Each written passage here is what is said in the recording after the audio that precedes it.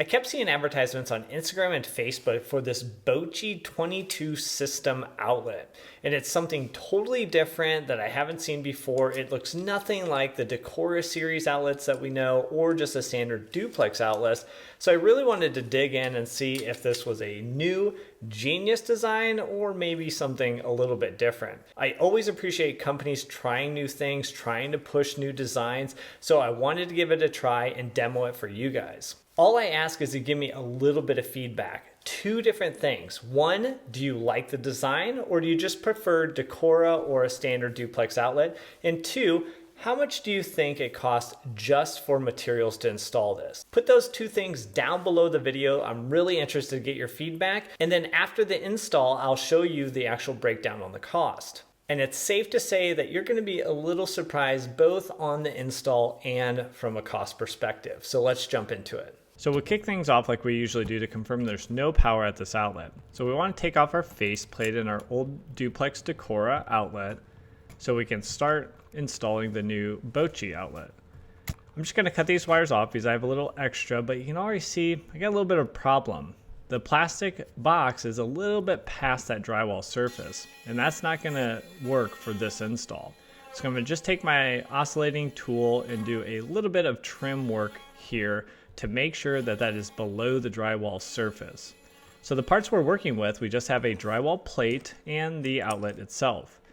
You will want to install the outlet or at least run those wires through the plate, and then we're actually going to connect it already at this stage, and we are far from finished. So we'll connect the hot, then we'll connect up our ground and our neutral, just using my favorite Wago 221 lever nuts, which makes quick work of this and solid connections. Then I'll use 20-minute hot mud, and I'll actually put a little bit of mud right on the outside of the plastic box. And then we'll screw in this plate, hoping that it pulls down as close as possible to the drywall. But it doesn't pull quite as much as I would hope because we'd want that mud to squish out behind the back of that plate through those little holes. But we'll press that outlet into place, but first we'll put the cap on that we'll need for the rest of this project.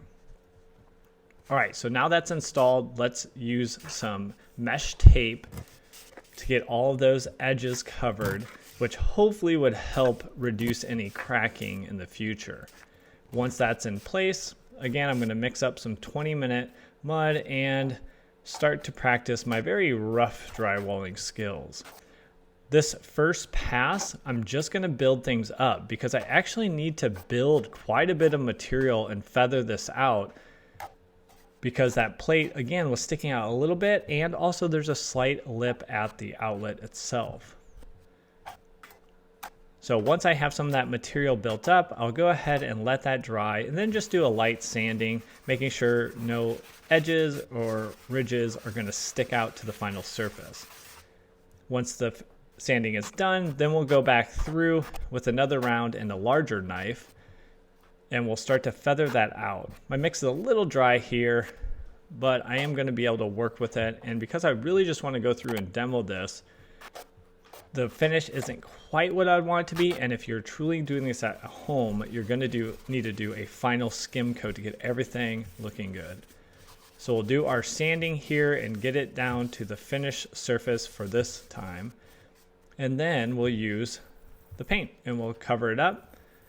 Hopefully you have a color match, or you'll be painting the whole wall. So you can see there's a lot of steps involved in getting this outlet in place, and a lot more than what we're normally used to installing a duplex outlet. So drywall and painting completed. Now I'm curious to see how easy it is to get this cap off.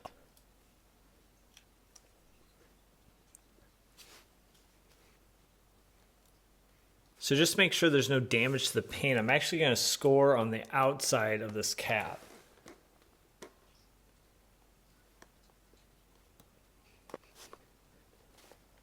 Whew, that is not an easy install at all.